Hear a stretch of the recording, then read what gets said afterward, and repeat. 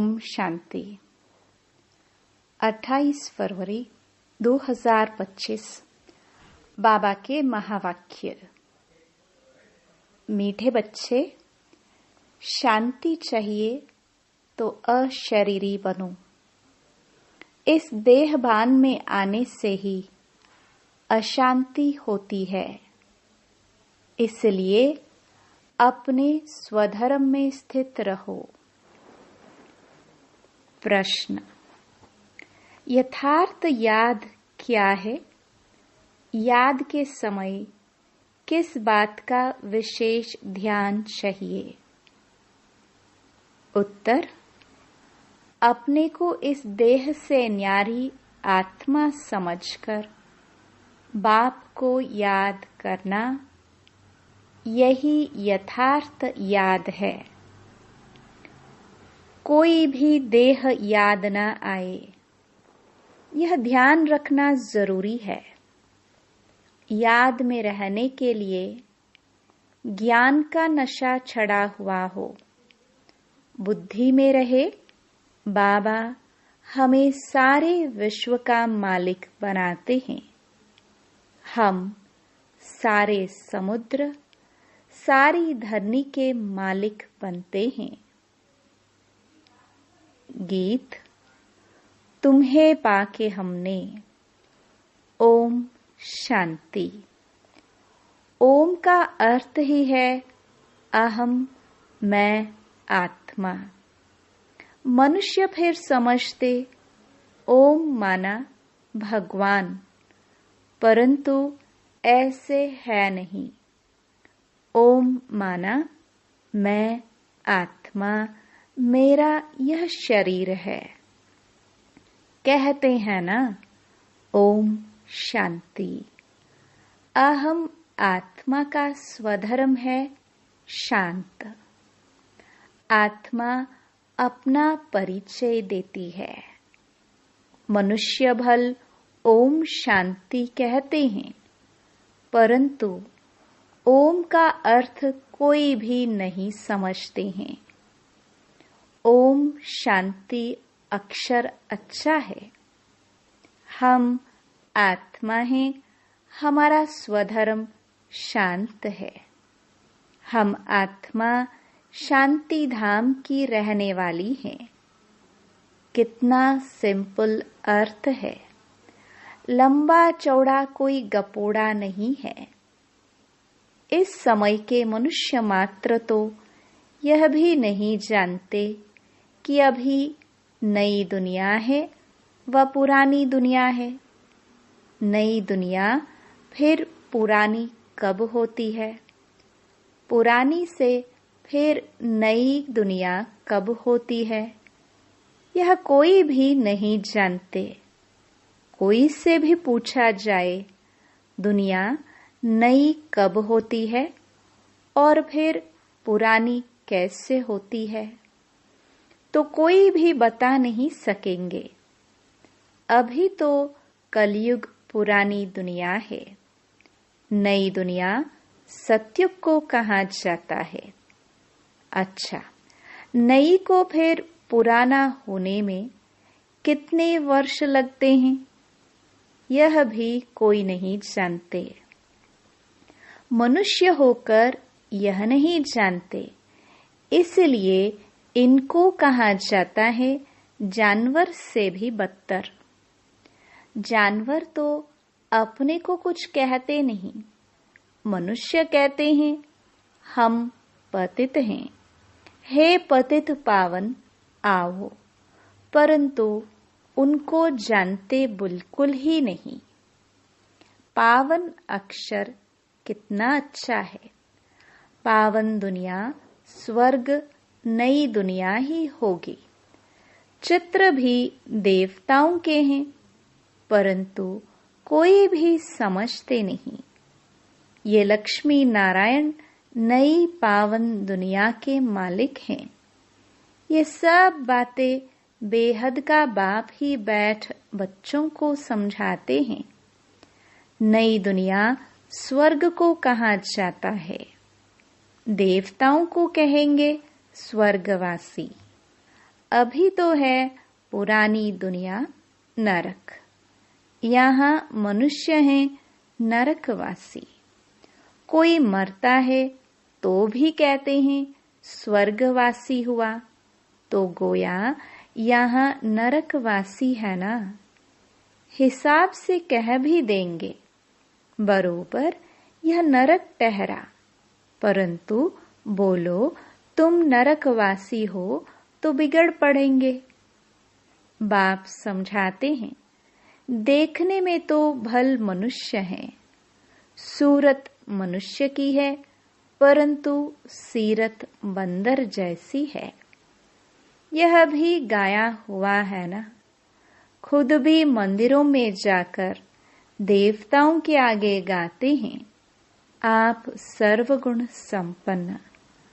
अपने लिए क्या कहेंगे? हम पापी नीच हैं, परंतु सीधा कहो कि तुम विकारी हो तो बिगड़ पड़ेंगे।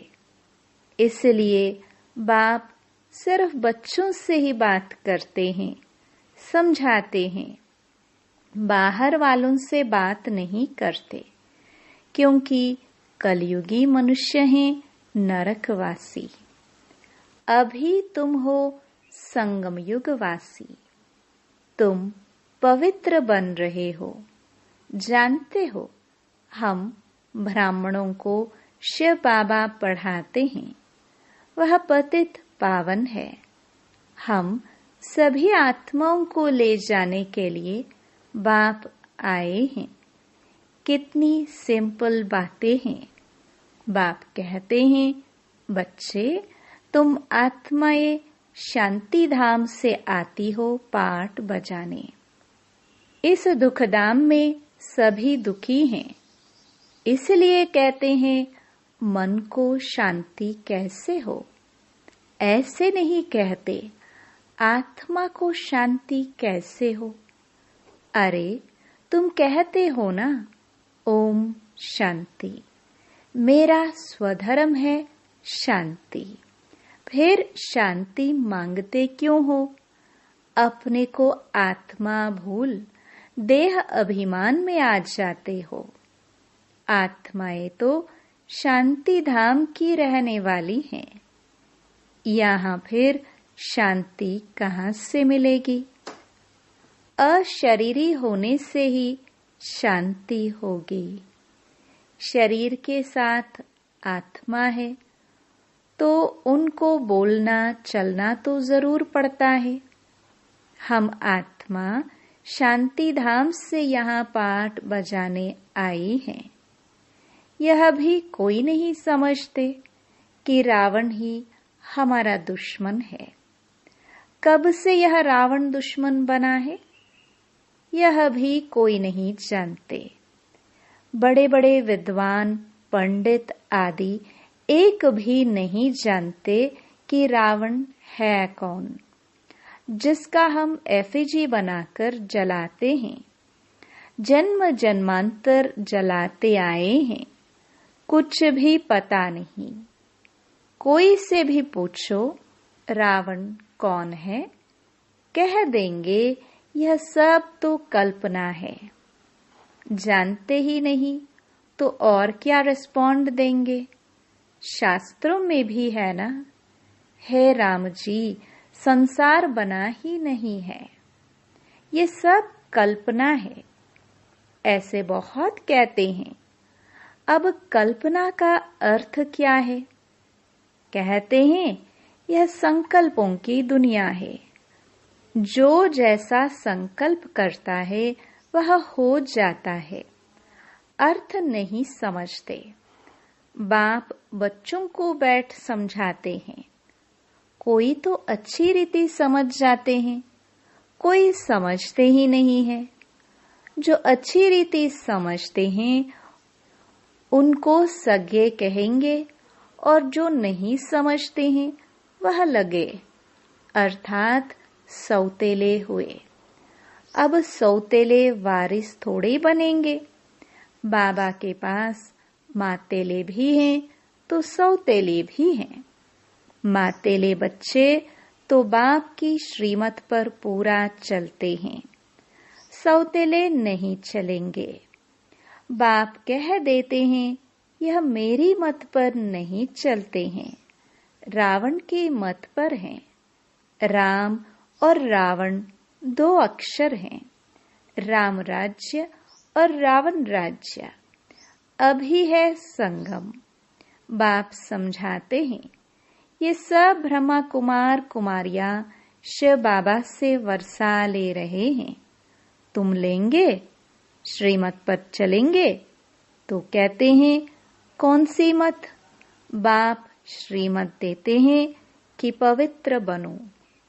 कहते हैं हम पवित्र रहे, फिर पति न माने तो मैं किसकी मानूं? वह तो हमारा पति परमेश्वर है, क्योंकि भारत में यह सिखलाया जाता है कि पति तुम्हारा गुरु, ईश्वर आदि सब कुछ है, परंतु ऐसा कोई समझते नहीं है। उस समय हाँ कर देते हैं, मानते कुछ भी नहीं है। फिर भी गुरुओं के पास मंदिरों में जाते रहते हैं। पति कहते हैं तुम बाहर मत जाओ, हम राम की मूर्ति तुमको घर में रख कर देते हैं, फिर तुम अयोध्या आदि में क्यों भटकती हो? तो मानती नहीं। ये है भक्ति मार्ग के धक्के। वह जरूर खाएंगे, कभी मानेंगे नहीं। समझते हैं वह तो उनका मंदिर है। अरे तुमको याद राम को करना है कि मंदिर को? परंतु समझते नहीं। तो बाप समझाते हैं भक्ति मार्ग में कहते भी हो, हे भगवान आकर हमारी सद्गति करो, क्योंकि वह एक ही सर्व का सद्गति दाता है।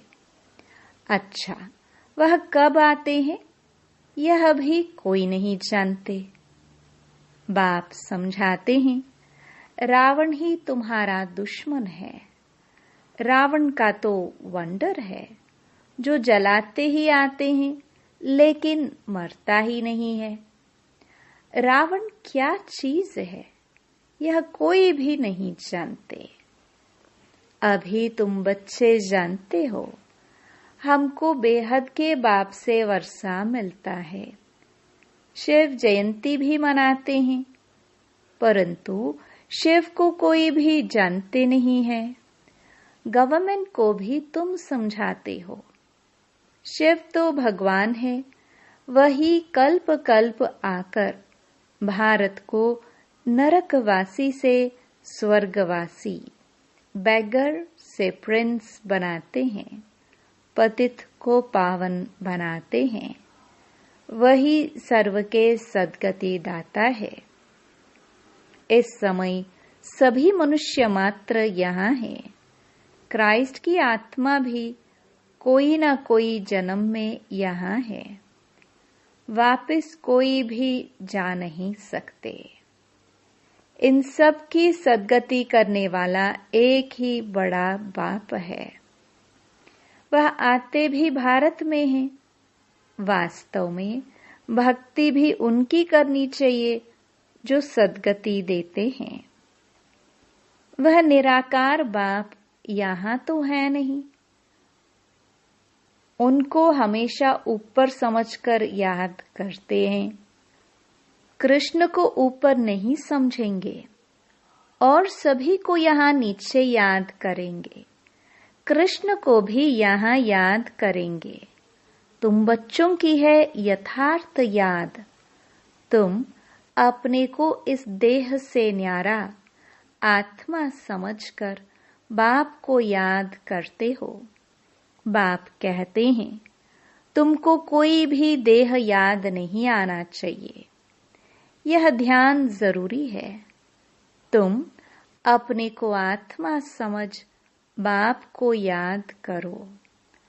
बाबा हमको सारे विश्व का मालिक बनाते हैं। सारा समुद्र, सारी धरनी, सारे आकाश का मालिक बनाते हैं। अभी तो कितने टुकड़े टुकड़े हैं, एक दो की हद में आने नहीं देते। वहां यह बातें होती नहीं। भगवान तो एक बाप ही है। ऐसे नहीं कि सभी बाप ही बाप हैं। कहते भी हैं हिंदू चीनी भाई भाई, हिंदू मुस्लिम भाई भाई, परंतु अर्थ नहीं समझते हैं। ऐसे कभी नहीं कहेंगे हिंदू मुस्लिम बहन भाई, नहीं, आत्माएं आपस में सब भाई भाई है, परंतु इस बात को जानते नहीं है। शास्त्र आदि सुनते सत सत करते रहते हैं, अर्थ कुछ नहीं, वास्तव में है असत्य, झूठ। सचखंड में सच ही सच बोलते हैं, यहाँ झूठ ही झूठ है। कोई को बोलो कि तुमने झूठ बोला तो बिगड़ पड़ेंगे, तुम सच बताते हो तो भी कोई तो गाली देने लग पड़ेंगे। अब बाप को तो तुम ब्राह्मण ही जानते हो, तुम बच्चे अभी दैवी गुण धारण करते हो। तुम जानते हो अभी 5 तत्व भी तमो प्रधान है। आजकल मनुष्य भूतों की पूजा भी करते हैं, भूतों की ही याद रहती है।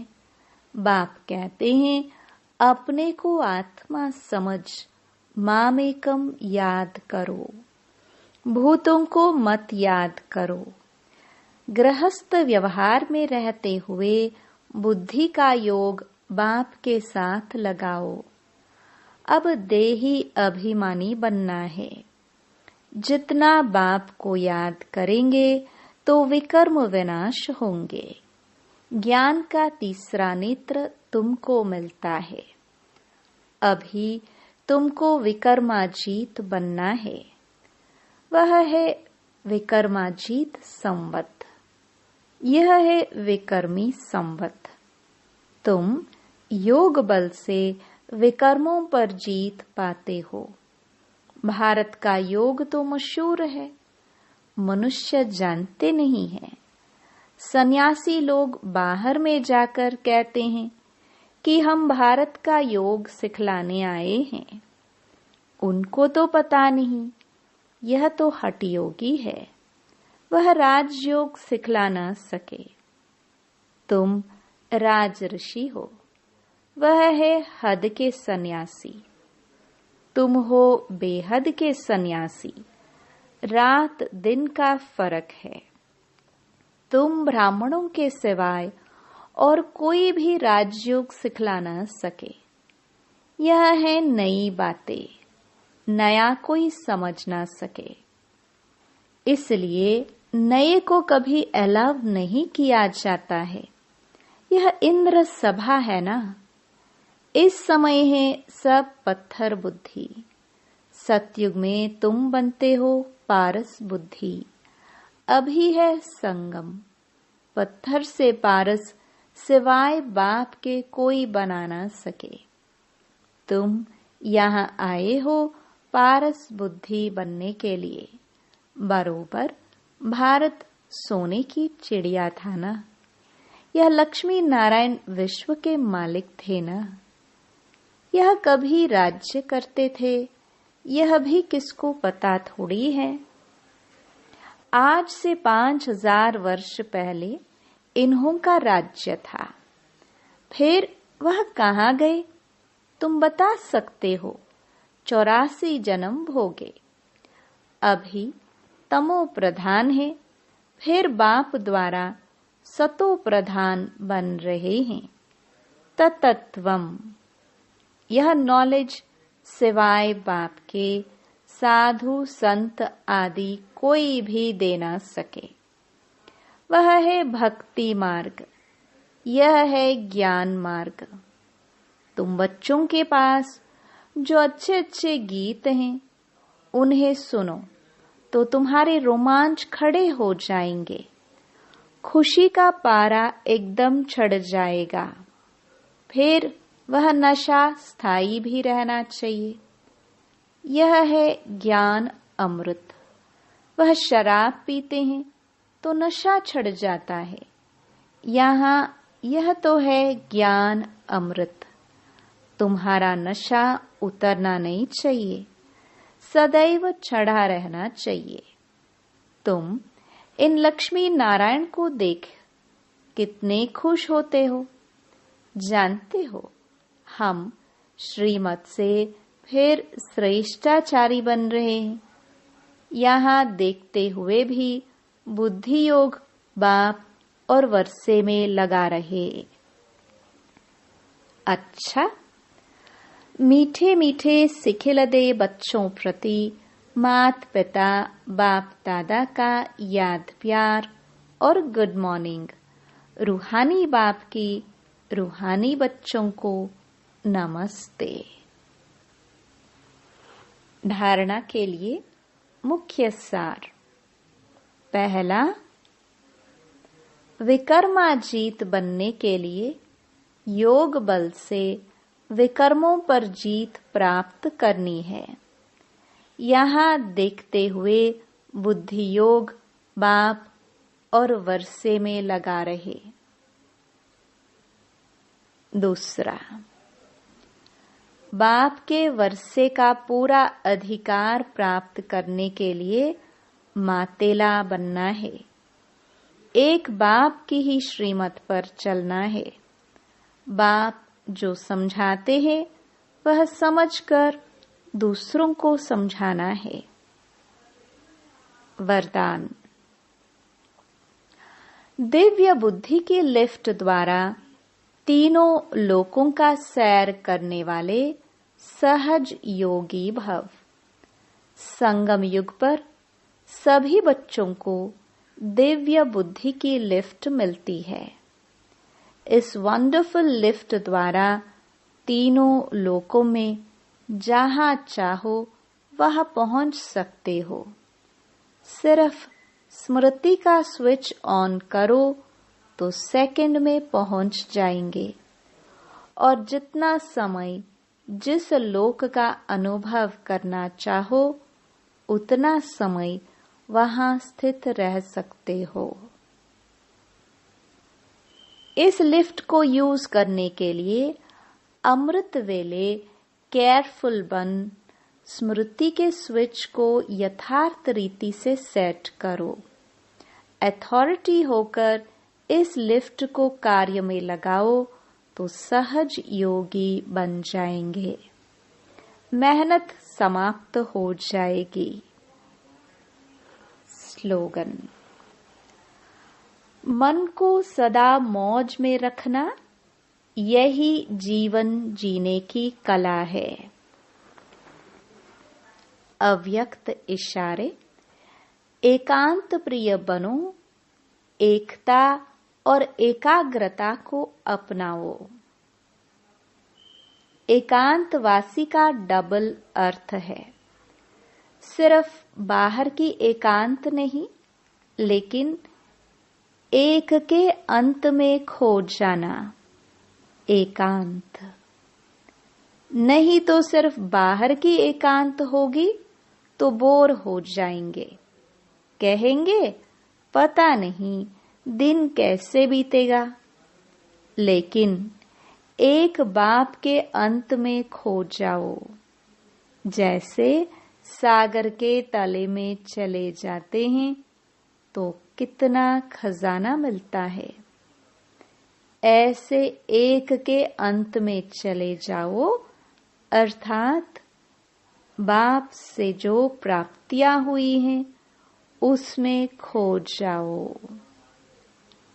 ओम शांति।